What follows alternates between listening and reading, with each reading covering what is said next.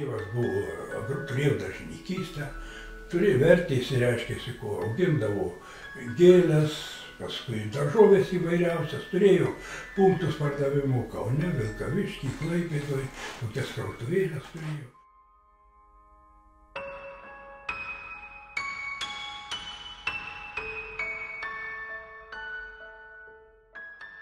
Reiškia, 1949 metų, kovo 25 dieną, maždaug 4 valandą ryto, apsupo namus, daugiausia kaimuose, kaip iš kaimų veždavau, tai daugiausia tie mūsų jau stribai veždavo, tai yra tokie, kaip sako, lietuviai, bet tokie parsidavėliai. O mus grinai kariuomenė, rusų kariuomenė. Tai kareiviai apsupo visus namus ir taip 4 valandą visus susodino ir tėvą į kampą pasodino jam jau ir toliau. Выходите на улицу! Быстро!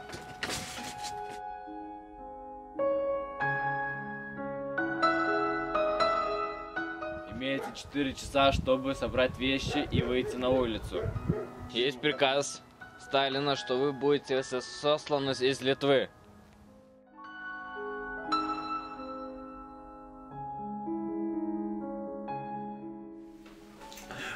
Tai jau mes visi jau kažkaip visą laiką ir tos, kaip sako, tą duoną džiovydavom į maišus, dėdavom, ką tik tai turėdavom tokio biskį, jau turėdavom tos maišus pasiruošę. Ir maždaug jau numatę, ką jau ten mes krausimės ir panašiai, tai buvo. Na ir aišku, savaime per tas 4 valandas viską susikrovėm į tas mašinas. O šičia, nežinau, tie rusų kareiviai buvo jie matyti reguliariai, ta kariuomenė. Tie kareiviai paimti į tą tarnybą, kaip sako, ir net mums padėjo net nešti šitą į tą. O į tą paaiškino vienas toksai, dar irgi matyt jaunas tas kareiviukas, sako, jūs žinot, jūs imkit, sako, ką nors šiltesnių, o ten tikrai jums reiks.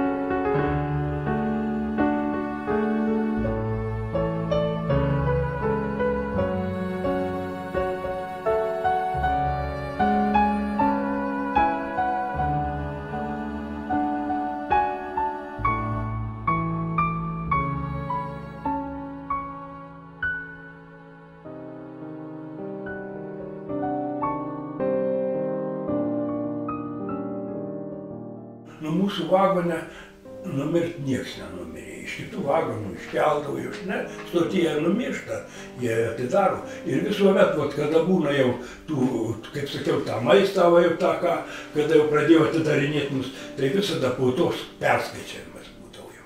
Į vieną galą vagonų visi liepdavo sueit, į kitą.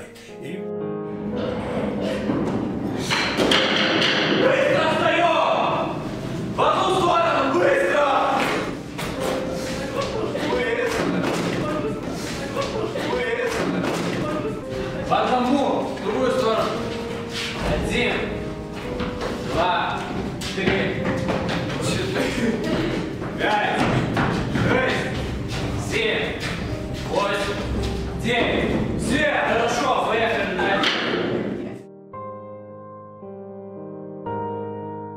O mums jokios pirties nebuvo, jokių prausimosi nebuvo, tai būdavo tik tai atneša tą tais kibirais, atnešdavo ten pas juos yra taip, tada kiekvienos stotytas kipetok vadinamas. Virintas vanduo reiškia iš krano prie stoties. Tai būdavo kibirą to virinto vandens.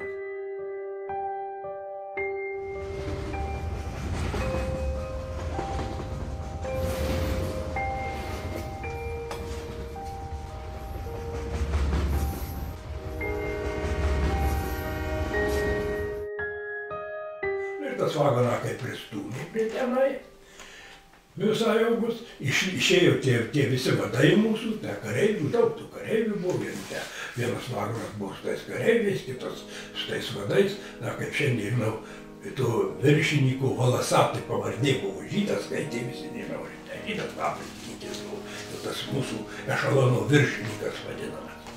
Nu ir dabar ties visiems liepė, apstojo tie kareiviai, nu ką tenai jų. Ne taip, kad kokia juostelė, bet taip jau, kad atidarė visų vagonų duris ir komandą davė. Pats toksai keisčiausias atvejis.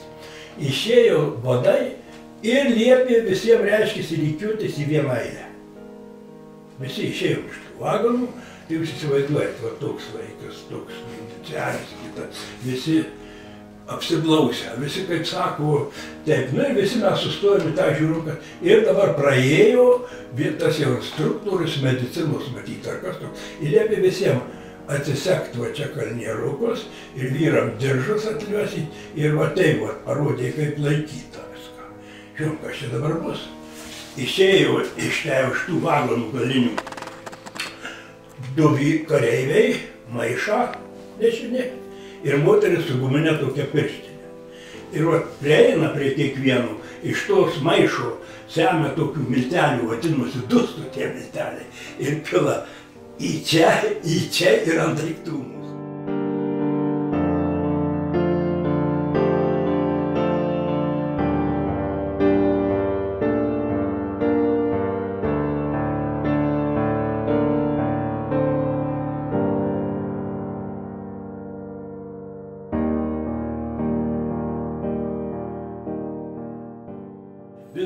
Visas būrys ir dabar ties ta su ta knyga ir tie prie pirmos krūvos prieina. Pasižiūro, suranda tam savo sąraše, kas tokie, va sako, čia yra tokios specialybės, kuris imsit. Nu tai žinot, kiekvienas žiūro, kad būtų daugiau darbingų žmonių, tai jau tas išeina. Viskas atsitraukė.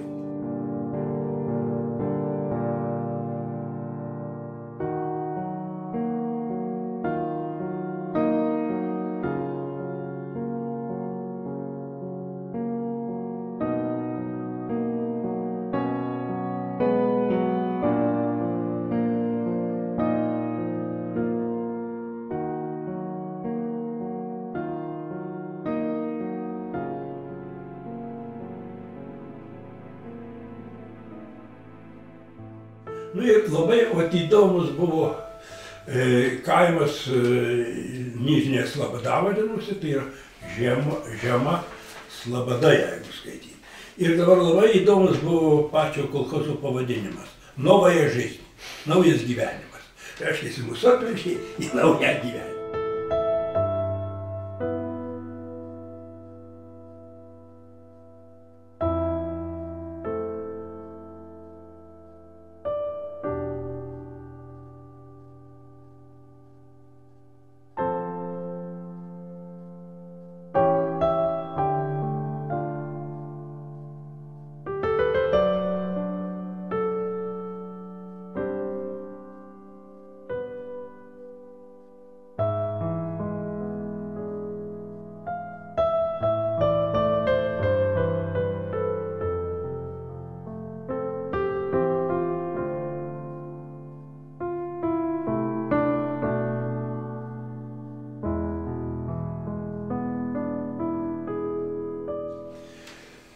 Šaltis buvo pirmais metais, net tie rusai ant mūsų keikė, sako, kai jūs atvedėt. Pas juos būdavo lygi 50 daugiausia ten šalčiai žiemą. O ta žiema buvo virš 60. Jūs įsivaizduojat, ką tai reiškia šaltis 60. Tai va paimė, jeigu kibirą vandens išpilė, tai atrodo, kad sprūksta viskas. Va taip tiesiog. Ir paskui jau šiaip taip, ten viskį pasipratom, ypatingai buvo 2 pirmi metai. Tai buvo mums baisus tiesiog. Pirmiausia, kad tas kolchozas jokio nemokėjo pinigų. Čia visi dar tikėjosi, kad čia greit viskas, kas taip pasidarys. Ir tai tapo tokia Lietuvos kolonija.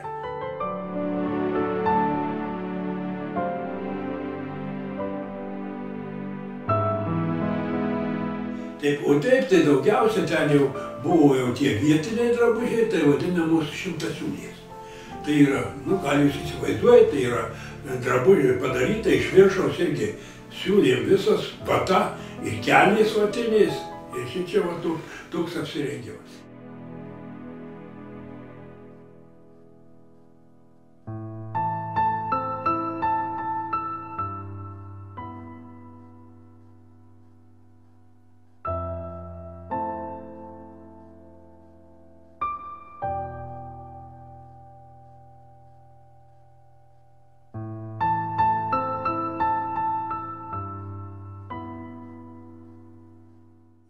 Mano tėvas irgi, kadangi jis nuo mažens prie tų visokių daržininkysčių, prie visko dirbęs, tai įpratę, tai mes taip lengviau tą viską pernešėm. O jūs neįsivaizduojat, kaip tie inteligentai, tai kad gali tada.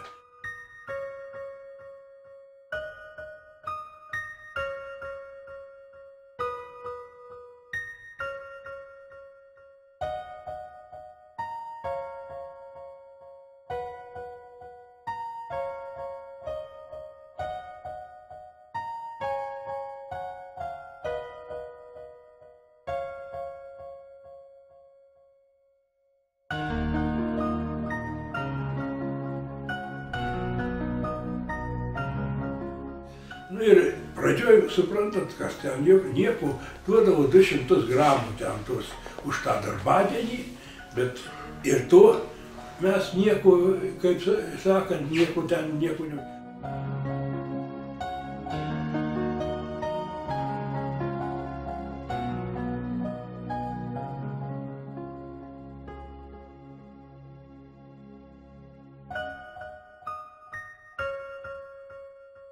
Tai suprantat, tai varpus, tie jų vadinami kombainai, ten ėmė tuos javus, tai labai daug nukrenta.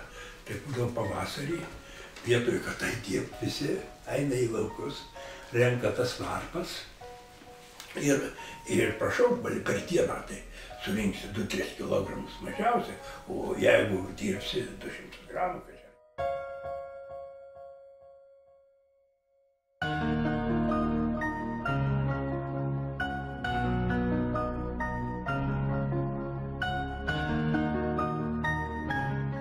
Ir labai žuvingos upės, ypatingai žuvinga upė, ką jūs ten.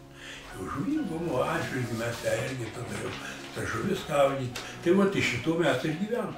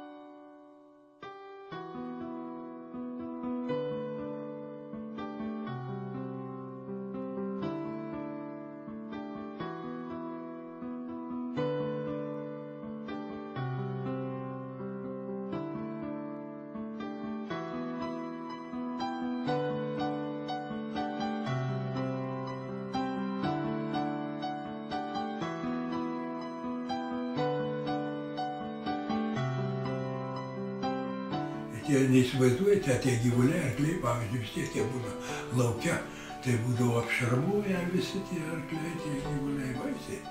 O pavyzdžiui, tokią paršiuką viską laikydavo kartu kambarį. Ne kambarį, o virtuvėje buvo. Pavyzdžiui, atvištas, tai virtuvėlė ta, jau ten, kai mes įstaisę stalas, tai vat po stalu, ten tos vištos gyvena, arba paršiukas, ne, mažas irgi. Na, ypač jau vėliau, kada, kaip sako, pasipratom tenai, jau šiek tiek atsigavome, tai būdavo tą patį, ką ir Lietuvoje išvežo. Tai yra būdavo ir tie makaronės tokios, ypač darydavom tas, kaip gegužės mėnuo atėjo, tai tada buvo labai madoj vakarais daryti tas vadinamas gegužinės tokias, iki pamaldos būdavo, čia pas kurį nors tai mūsų jau tų tremtinių susirinkdavom ir ten tą litaniją kalbėdavom ir taip, ir tuo pačiu, ir tai įvairių žaidimų būdavo, ir taip, kada laisvesnės būdavo dienos, nu, kaip tada buvo labai madoj, taip jaunimų, tie žaidelių dalinimas, tie įvairūs račiukai, rateliai, taipgi būdavo, nu, žinot, jaunimas, būdavo šokiai, vat jie irgi turėjom, pavyzdžiui, mano mama, tai jinai labai gerai grodavo, bendrai jinai gana muzikali buvo, jinai su mandalina tą grodavo ir dar kokią porą šaukštus paimdavo, bliūdelius ir, žinot, padarydavo tokius šokius, kad tiesiog, kad reikia šokdavo. Nu ir sakau, net buvo toks atvejis, kad pastatę buvom spektaklį Don Juanas. Ne, vienam tam ir taip labai tokį turėjom pasisekimą.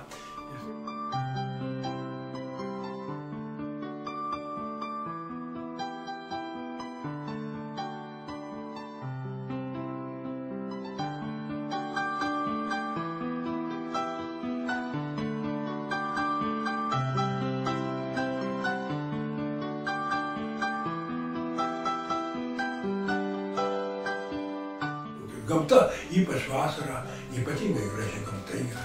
Tik tai vat vienintelis yra didžiulis trūkumas, da, aršiau negu šaltis. Tai buvo muselės tos ir uodai.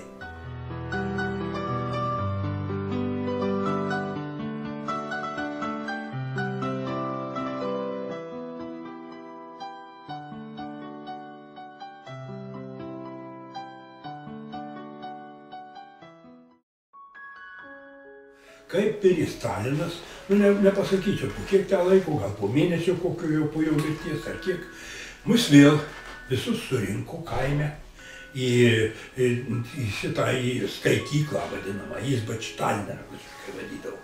Į tą skaityklą irgi atvažiavo iš rajono, atsivežė mūsų visus pakestus dokumentus, kur mes pasirašėme. Ir jie atidėjo, juos ėmė nuo stalo tą dokumentą, kiekvieną šaukė ir vėl mus kvietė pasirašyti, tuos reiškiasi anuliavo prie mūsų dokumentus ir mes turėjom tada pasirašyti, reiškiasi, iki do savo rasporešėjimo, reiškiasi, pagal atskirą pareigimą ir už pabėgimą 3 metai nelaisvės, jau ne katorgos darbų, o nelaisvės. Ir vat jau šitokiu būdu, reiškia, jau būti.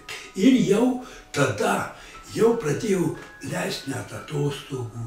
Ir žinot, jau taip vat maždaug nuo 56 metų, jau iš vis ateidavo dokumentai, leisdavo jau grįžti į Lietuvą.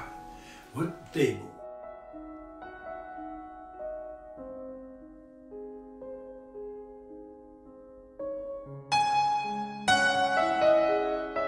Ir tada, vat, kaip gavosi, tada daugumas lietuvių būdavo neleidžiama Lietuvoje apsigyventi. Taip apsigyvendavo Kaliningrado srity, apsigyvendavo Latvijoje.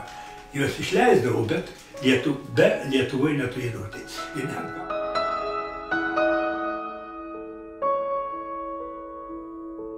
Ir atvažiavau į Lietuvą ir Lietuvoje sužinojau, kad aš laisvas.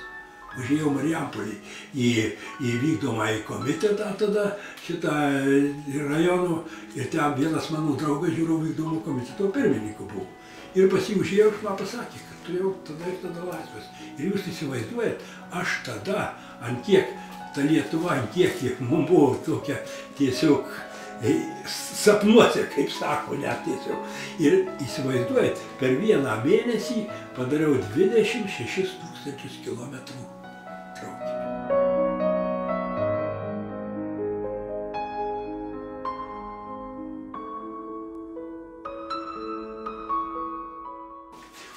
Taip, kad, sakau, buvo įvairūs tie tokie grįžimai. Kitiem geriau pasisekė.